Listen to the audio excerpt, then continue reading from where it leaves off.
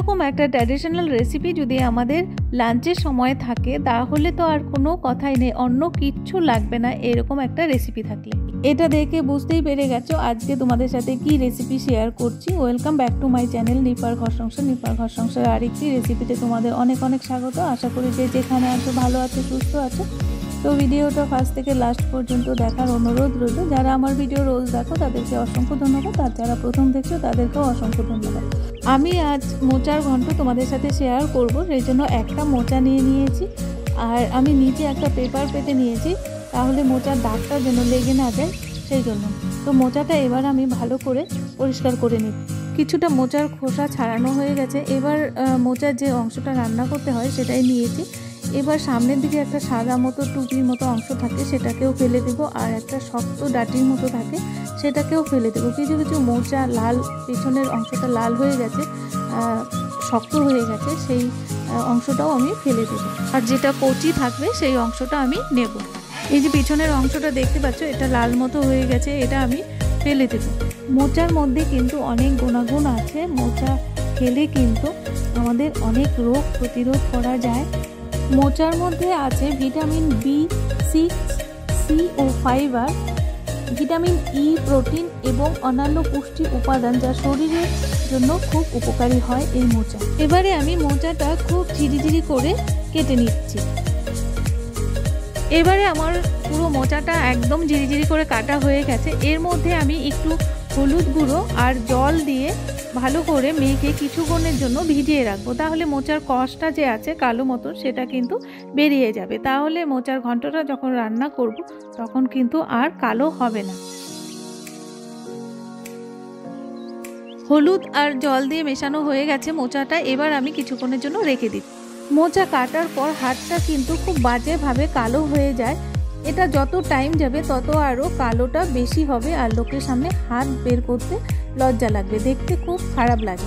সেই জন্য আমরা কি করব, একটা লেবু নিব, লেবুটা নিয়ে দুভাগ করে নেব, লেবুর মধ্যে একটু নুন মিশিয়ে সেই নুন আর লেবুটা ভালো করে হাতে ঘষে নেব। এবার দেখো নুন আর লেবুটা আমি কিন্তু ভালো করে হাতে ঘষে নিচ্ছি। তোমাদের যদি এই টিপসটা জানা না থাকে তোমরা মোচা কাটার পর এই টিপসটা ইউজ করতে পারো। একদম হাত কিন্তু আগের মতো পরিষ্কার হয়ে যাবে, একটুকু কালো দাগ পড়বে না, আর হাত লোকের সামনে বের করতেও খারাপ লাগবে না।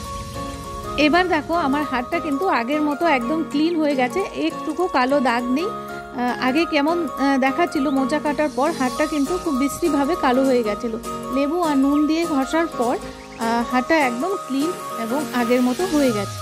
কিছুক্ষণ পর চলে এসেছি মূল রান্নাটাতে। তো দেখো মোচাটা কিন্তু একদম কালো মতো নেই, আগে যখন কেটেছিলাম তখন কিন্তু খুব কালো হয়ে যাচ্ছিল। হলুদ দিয়ে মেখে রাখার পর আর কিন্তু কালো নেই, আর আমার হাতটাও কিন্তু দারুণভাবে ক্লিন হয়ে গেছে, একদম কালো নেই। তো এবার আমি মোচাগুলোকে একটা প্রেসার কুকারে দিয়ে একটা হুইসেল দিয়ে নিব।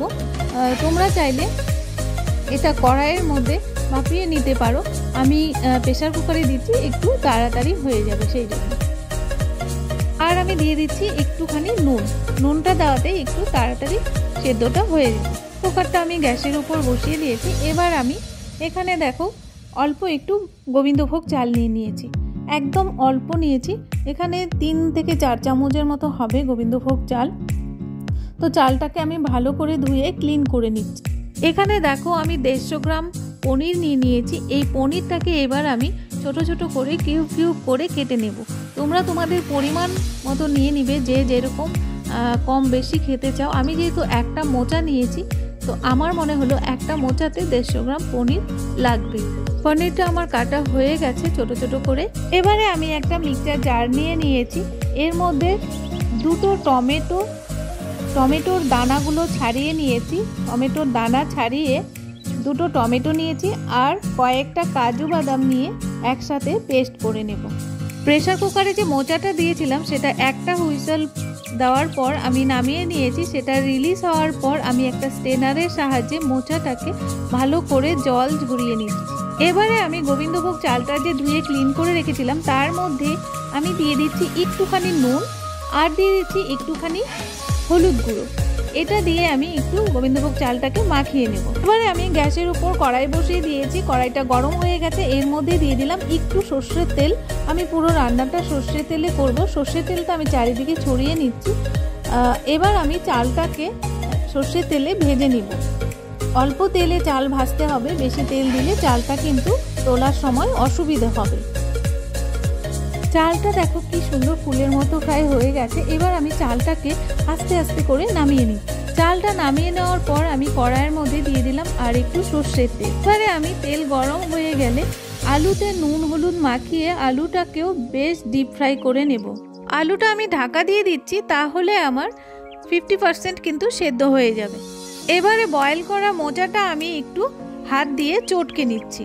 চটকে নিলে ভালো করে মিশে যাবে রান্না করার সময়। কলার মোচায় ভিটামিন এ থাকায় রাতকানা রোগের থেকে আর আমাদের যে অকালে দৃষ্টিশক্তি হারিয়ে যাচ্ছে, সেই জন্য নিয়মিত কিন্তু আমাদের কলার মোচা ভীষণভাবে উপকারী। এবারে আমি একটা বাটির মধ্যে 1 চামচ ধনে গুঁড়ো, 1 চামচ কাঁচা লঙ্কা পেস্ট, 1 চামচ আদা পেস্ট, 1/2 চা চামচ লাল লঙ্কার গুঁড়ো কালারের জন্য, 1 চামচ জিরে গুঁড়ো আর দিয়ে দিচ্ছি 1 চামচ থেকে একটু কম হলুদ গুঁড়ো। যেহেতু আমার মোচা বয়েল করার সময় একটু হলুদ গুঁড়ো দেওয়া আছে। এই সব উপকরণগুলো আমি একটু জলের সাহায্যে মিশিয়ে নিচ্ছি। এবার ঢাকনাটা উঠিয়ে আলু ফ্রাইটা মোটামুটি আমার হওয়ার দিকেই, আলুটা সেদ্ধই হয়ে গেছে প্রায়। তো এবার আরেকটু আমি ফ্রাই করে নেব। ফ্রাই করে আলুটাকে নামিয়ে নেব। আমি ওই তেলের মধ্যেই নুন হলুদ দিয়ে একটু পনিরটাকে শ্যালো ফ্রাই করে নেব। পনিরটাও ফ্রাই হয়ে গেছে। এবার আমি পনিরটাকে নামিয়ে নিচ্ছি। এবারে আমি আর কড়াইয়ে তেল দিইনি, ওই তেলের মধ্যে 2টো তেজপাতাকে আমি মাঝখান থেকে কেটে দিয়ে দিলাম আর দিয়ে দিলাম 2টো শুকনো লঙ্কা। দিয়ে দিচ্ছি আমি 2টো এলাচ, 1 ইঞ্চির মতো গোটা গরম মশলা থেতো করে ফোড়নে দিয়ে দিলাম। ফোড়নটা একটু ভাজা ভাজা হয়ে গেলে এবার দিয়ে দিচ্ছি আমি 1/2 টিস্পুন গোটা জিরে। এবার সব ফোড়নটা আমি ভালো করে ভেজে নিচ্ছি। ফোড়নটা আমার ফ্রাই হয়ে গেছে। এর মধ্যে অ্যাড করে দিলাম বয়েল করে চটকে রাখা মোচাটা। কিছুক্ষণ আমি মোচাটা নেড়ে চেড়ে নেব। এবারে আমি দিয়ে দিলাম স্বাদ অনুসারে নুন। নুনটা একটু বুঝে দিতে হবে, কেন কিনা আমাদের আলু ফ্রাই করার সময়, মোচা বয়েল করার সময় কিন্তু একটু একটু করে নুন দেওয়া ছিল। আর নুন যদি সবজিতে বেশি হয়ে যায় তাহলে সবজিটা কিন্তু একদম ঘেটে যায়, খেতে কিন্তু ভালো লাগে না। গর্ভবতী মহিলাদের জন্য এবং সুস্বাস্থ্য শিশু জন্মগ্রহণ করার জন্য মোচা কিন্তু নিয়মিত খাওয়া খুব প্রয়োজন। এবার আমি মিশিয়ে রাখা মশলাগুলো এর মধ্যে অ্যাড করে দিই। মশলাগুলো দিয়ে আমি ভালো করে কষিয়ে নিই।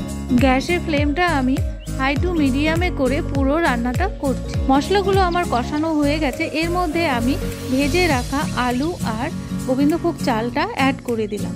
এবার সব উপকরণগুলো ভালো করে মিশিয়ে নিতে হবে। মিশিয়ে আর একটু কষিয়ে নিতে হবে। যতক্ষণ না মশলার কাঁচা ফ্লেমটা চলে যায় ততক্ষণ আমি এটাকে কষিয়ে নিই। মশলাটা আমার ভালো করে কষানো হয়ে গেছে, খুব ভালো একটা ফ্লেমও বেরিয়েছে। এবার আমি কাজু বাদাম আর যে টমেটো পেস্ট করে রেখেছিলাম এটা এর মধ্যে অ্যাড করে দিলাম। অ্যাড করে দিয়ে আর একটু সময় আমি কষিয়ে নেব। এখন আমার গ্যাসের ফ্লেমটা একদম লোতে আছে, না হলে কাজু বাদামগুলো একদম কিন্তু নিচে লেগে যাবে। তোমরা দেখতেই পাচ্ছ মোচা থেকে তেল ছেড়ে ছেড়ে আসছে, তার মানে আমার কষানো হয়ে গেছে। এই পর্যায়ে আমি দিয়ে দিলাম একটুখানি চিনি। আর নিরামিষ রান্নাতে কিন্তু চিনিটা মাস্ট, চিনিটা দিলে অন্যরকম একটা টেস্ট আসে। এবার আমি চিনিটা ভালো করে মিশিয়ে নিচ্ছি। ভালো করে কষানো হয়ে গেছে। এর মধ্যে আমি একটু জল অ্যাড করে দিচ্ছি, বেশি জল দেব না। চালটা সেদ্ধ হওয়ার জন্য আমি জাস্ট একটু জলটা দিয়ে দিলাম। জলটা মিশিয়ে নেওয়ার পর 4-5 মিনিটের জন্য আমি মোচাটাকে একটু ঢাকা দিয়ে দিব, তাহলে চালটা আমার সেদ্ধ হয়ে আসবে। ফিরে এলাম 5 মিনিট পর। তার আগে আমি একবার ঢাকা উঠিয়ে একটু নেড়ে দিয়েছিলাম যেন নিচে লেগে না যায়।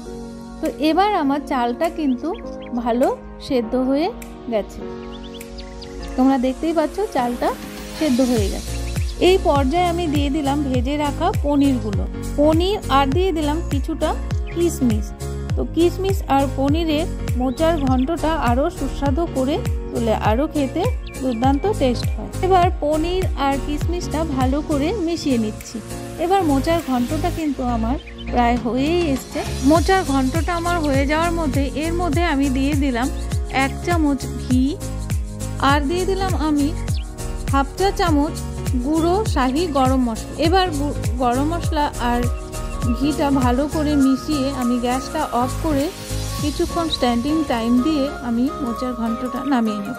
মোচার ঘন্টটা আমার রান্না কমপ্লিট হয়ে গেছে। এবার আমি নামিয়ে নিচ্ছি। দেখো দেখতে কত সুন্দর হয়েছে, খেতেও কিন্তু দুর্দান্ত টেস্ট হয়। যেমন পনির আর কিশমিশ আছে এতে, বাইটে বাইটে যখন পনির আর কিশমিশ করবে খেতে কিন্তু দুর্দান্ত টেস্ট হবে। এরকম একটা রেসিপি গরম ভাতের সাথে যদি থাকে লাঞ্চের সময় তাহলে কিন্তু আর কিচ্ছু লাগবে না।